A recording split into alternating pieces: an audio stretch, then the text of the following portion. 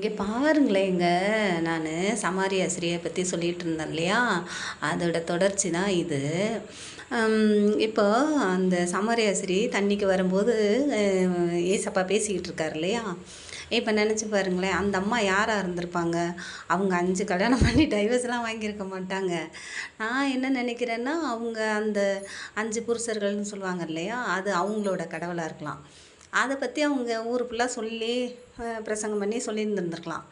அவங்க இங்கே சொல்லும்போது இவர்கிட்ட வழக்காடியிருக்கலாம். இவர் தண்ணி கேட்கும்போது நீங்கள் எப்படி குடிப்பீங்க அப்படின்னா அவங்க கடவுளை பற்றி சொல்லியிருக்கலாம். இவரோட இதை பற்றி விளக்கம் சொல்லியிருக்கலாம். உடனே அவர் என்ன செஞ்சுருப்பாங்க, ஆமாம் நான் மேசியாவை கண்டேன்.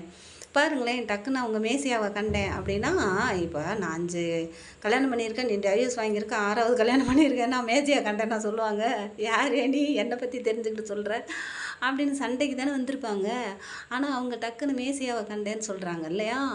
அப்படியே அவங்க ஊருக்குள்ளே போய் சொல்கிறாங்க. ஊருக்குள்ளே போய் இப்போ பாருங்கள், இவர் சொன்னார் டைவர்ஸ் வாங்கினவங்கள வச்சு ஊழியம் செய்யலாம், அப்படி செய்யலாமா அப்படின்றது தான் அந்த வீடியோவில் அவர் கேட்டிருந்தாரு. நான் என்ன சொல்கிறேன், அவங்க ஊருக்குள்ளே போயிட்டு இங்கே பாருங்கங்க, நான் 5 கல்யாணம் பண்ணியிருந்தேன், 6வது ஒரு புருஷனை வச்சுருந்தேன்னு சொன்னார் இல்லையா? அவர் வந்திருக்காரு, நான் அவர் மேசியாவை கண்டேன்னா, ஏன் இது எங்களுக்கே தெரியாதா? இதை போய் அவர் வேறு சொல்லணுமா? பைத்தியமா நீ அப்படின்னு சொல்ல மாட்டாங்களா? அதுக்கு தானே உன்னை ஊரை விட்டு ஒதுக்கி வச்சுருக்கோம். மறுபடியும் இன்னொருத்தர் சொல்கிறான்னு சொல்கிற, இது எங்களுக்கு தெரியாதா? அப்படி தானே கேட்டிருப்பாங்க. இது ஆவிக்குரிய வாழ்க்கைங்க. அதனால் அவர் சொல்கிறாங்க, இந்த பாருங்கங்க, நான் இதை மாதிரி சொன்னேன், அவர் அப்படி எனக்கு விளக்கம் சொன்னார் அப்படின்னு போய் சொல்லவும் அவங்க ஓடி பார்க்குறாங்க. பார்த்துட்டு சொல்கிறாங்க, ஆமாம் இவர் மேசியா தான், நீ சொன்னதை பார்க்கல இன்னும் அதிகமாக இருக்குது அப்படின்னு சொல்கிறாங்க. அப்போ ஆவிக்குரிய வாழ்க்கையை தானே சொல்லியிருக்கணும் அந்த இடத்துல. இல்லை புருஷனை பற்றி சொல்லியிருந்தா தான் அந்த ஊர் ஃபுல்லாக தெரிஞ்சிருக்குவேன். இது எங்களுக்கு தெரியாது, அவர் வேறு சொல்லணுமா? இவர் எப்படி கடவுள்னு சொல்கிறேன், சண்டைக்கு வந்துட மாட்டாங்களா? நீங்கள் நினச்சி பாருங்களேன், நம்ம போய் ஒரு சுவிசேஷம் சொல்கிறோன்னு வச்சுக்கோங்களேன், அப்போ அவங்க ஒரு பாவத்தில் இருக்காங்க. பாவம் நம்ம சொல்ல முடியாது, அது அவங்களோட இஷ்டம். அப்போ போய் நம்ம கடவுளை பற்றி பெருமையாக சொல்லணும். இப்போ எங்கள் அம்மாவை பற்றி நான் பெருமையாக சொன்னால் பரவாயில்ல, ஆனால் அதை விட்டு உங்கள் அம்மா சரியில்லைன்னு போய் ஒருத்தவங்ககிட்ட சொன்னால் எவ்வளோ திமிர் இருந்தால் எங்கள் அம்மாவை பற்றி தப்பாக பேசுவேன் அப்படின்னு அடிக்க வருவாங்க இல்லையா? அப்படி தாங்க. இப்போ அவங்கள போய் சொல்லுவோம்ல, நீங்கள் இவ்வளோ பெரிய பாவத்தில் இருக்கீங்கன்னா, ஆமாம் நீ ஒழுங்கு, நீ எனக்கு சொல்ல வந்துட்டியா அப்படி தானே சொல்லுவாங்க.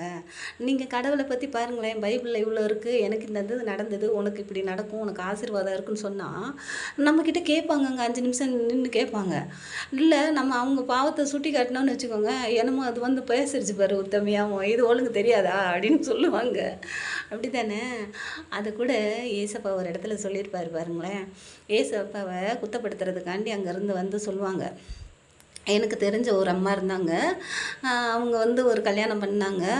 அந்த கல்யாணம் அவர் இறந்து போயிட்டார், அவங்களுக்கு பிள்ளை இல்லை. மறுபடியும் இன்னொரு அவரோட சகோதரரை கல்யாணம் பண்ணாங்க, அவருக்கும் பிள்ளை இல்லை. இப்படியே 7 பேரையும் அவங்க கல்யாணம் பண்ணாங்க. 7 பேரும் செத்து போயிட்டாங்க, பிள்ளை இல்லை. கடைசியில் அந்த அம்மாவும் இறந்து போயிட்டாங்க. ஆனால் பரலோகத்தில் இவங்க யாரோட மனைவியாக இருக்காங்க? ஏன்னா 7 பேர்த்த கல்யாணம் பண்ணியிருக்காங்கல்ல அப்படின்னு அவங்க கேட்பாங்க. அதுக்கு ஏசப்பா சொல்வார், நீ என்ன கேட்குற? நீ பரலோகத்தில் உண்ணுவதும் இல்லை, உடுத்துவதும் இல்லை, பெண் கொள்வதும் இல்லை, கொடுப்பதும் இல்லை, ஆண் என்றும் இல்லை, பெண் என்றும் இல்லைன்னு இருக்குது, இது உனக்கு தெரியாதா அப்படின்னு கேட்குறாரு பாருங்களேன். அப்போ அவர் ஆத்மா சேகரிக்க தான் வந்தார், யாரையும் அசிங்கப்படுத்தணும், அவங்கள்ட்ட போய் சொல்லணும். சமாரியாசிரிக்கிட்ட போய் இவர் போய் வந்தால் 5 புருஷன் கல்யாணம் பண்ணியிருக்க, இனி இருக்கிறது இப்போ 6வது புருஷன் அப்படின்னு சொன்னால் எவ்வளோ திமிர் இருந்தால் நீ என்கிட்ட பேசுகிற, சண்டை தானேங்க வந்திருக்கோம். ஆனால் அவர் எவ்வளோ அழகாக சொல்லி அவங்க ரசிக்கப்பட வைக்கிறாங்க பாருங்களேன். இதை தாங்க சொல்கிறாங்க. ஒரு தடவை ஊர்க்காரங்கெல்லாம் ஒரு விபச்சார பொண்ணை கூட்டிகிட்டு வருவாங்க. கூட்டிகிட்டு இவர் என்ன சொல்கிறாருன்னு பார்க்கலாம், இவரை குத்தப்படுத்தலாம் அப்படின்னு சொல்லிட்டு அந்த ஊர்க்காரங்க கூட்டிகிட்டு அவர்கிட்ட விட்றாங்க. விட்ட உடனே என்ன அப்படின்னு கேட்குறாரு. உடனே அவங்களாம் சொல்கிறாங்க, இவ விபச்சாரம் பண்ணும்போது நாங்கள் கையும் களவுமா பிடிச்சோம் அப்படின்னு சொல்கிறாங்க. உடனே அவர் என்ன சொல்கிறாரு, கொஞ்ச நேரம் தலையை கவுந்து யோசிச்சுட்டே இருக்கார்.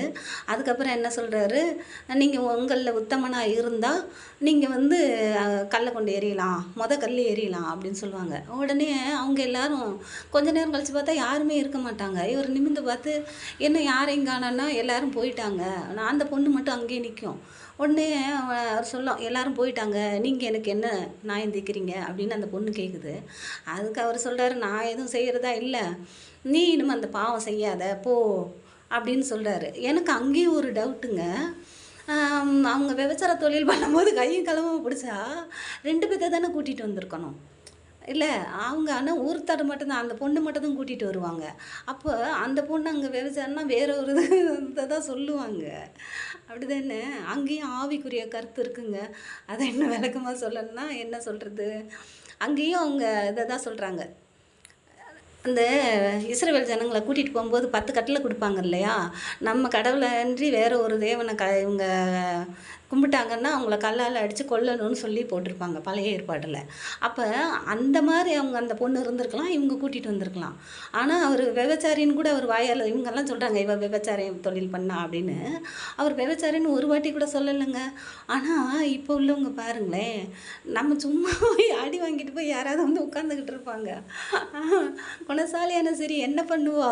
வீட்ட கெட்டுவா. பரமசிரி என்ன பண்ணுவா? வீட்ட இடிச்சு போட்டு வருவா. அப்படின்னு சொல்லுங்க பிரசங்கமே ஓடுங்க. அவன் நம்ம அங்க அடி வாங்கிட்டு போய் உட்காந்துக்கிட்டு இருப்போம். என்ன பாவம் செஞ்சோம்? அவங்க வீட்ல என்ன நடந்தது? ஒரு பண பிரச்சனையா இருந்திருக்கலாம், இல்ல குடும்ப பிரச்சனையா இருந்திருக்கலாம், இல்ல சொத்து பிரச்சனையா இருந்திருக்கலாம், இல்ல வேற ஏதாவது இருந்திருக்கலாங்க. ஆனா அவங்க என்ன பண்ணுவாங்க? குணசாலியான சரி வீட்ட கட்டுவோம், பராசரி வீட்ட இடிச்சு போடுவோம், பாவம் செஞ்சுட்டடி பாவி அப்படின்னு பிரசங்கம் பண்ணவே ஆரம்பிச்சுடுறாங்கங்க. நீ கர்த்தர்கிட்ட மன்னிப்பு கேட்கணும். நான் ஏற்கனவே அடி வாங்கிட்டு வந்து உட்காந்துக்கிட்டு இருக்கேன். நான் ஏன் மன்னிப்பு கேட்கணும்? அப்படி தானே தோணும். விபச்சாரின்னு 100 கதை சொல்லுவாங்கங்க. ஆனா, கடவுள் பாருங்களேன், ஒரு தடவ கூட அவர் விபச்சாரின்னு சொல்லவே இல்ல பாருங்க. அதுதாங்க அவர் கடவுளு. இவங்க மனுஷங்க. இப்ப கடவுளுக்கும் மனுஷங்களுக்கும் வித்தியாசத்த பார்த்தீங்களா? எனக்கு இப்படி தான் தோணுச்சு. உங்களுக்கு எப்படி தோணுச்சு? பாய்.